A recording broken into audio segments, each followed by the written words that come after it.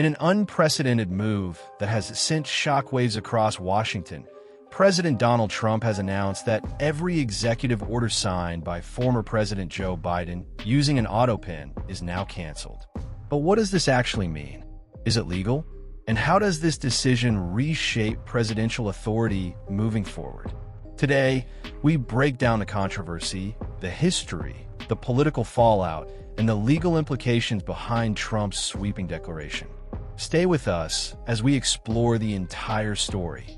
From Biden's use of autopens to Trump's investigation, Republican reactions, and the broader debate about presidential legitimacy in the digital age.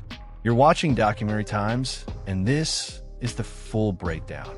On Friday morning, President Trump issued a major statement via Truth Social. Any document signed by Biden via the autopen is hereby terminated and of no further force or effect.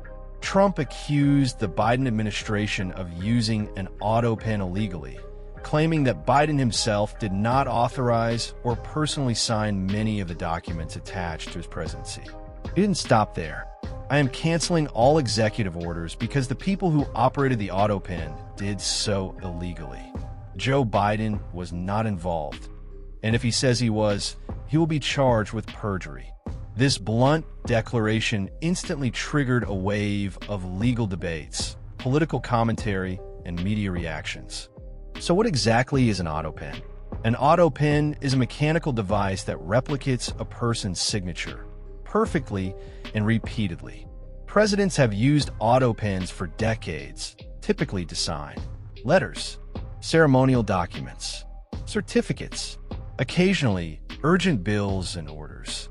In fact, the Justice Department under President George W.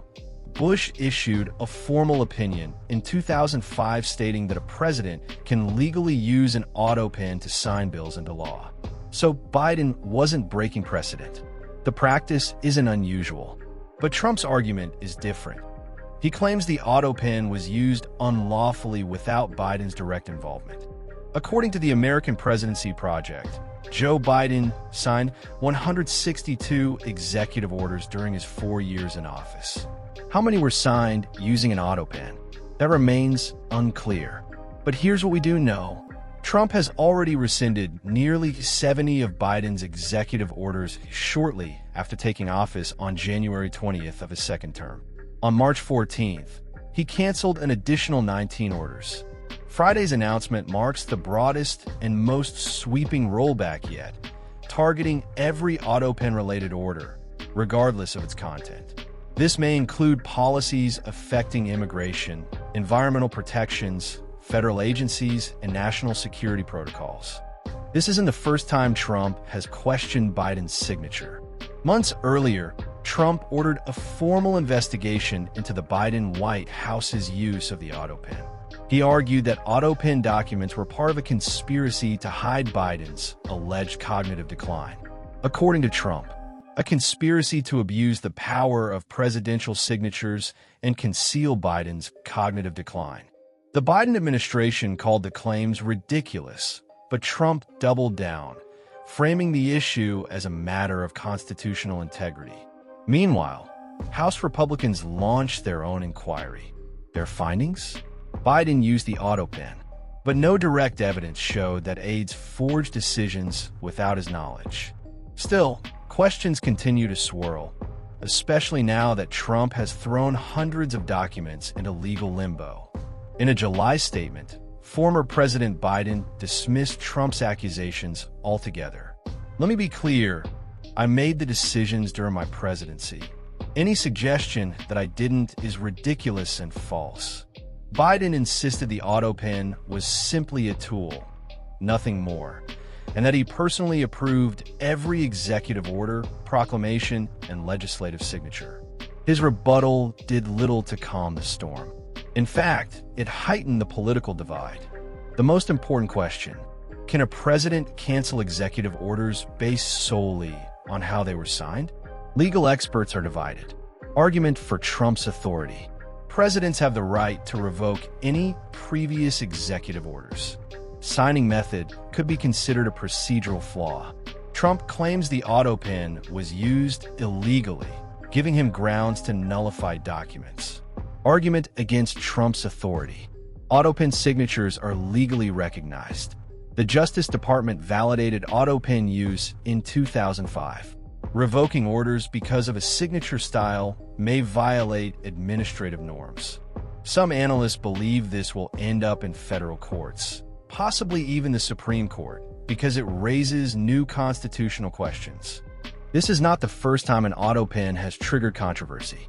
President Barack Obama used an autopen to sign the Patriot Act extension while traveling overseas. George W. Bush repeatedly used autopens for large volumes of documents.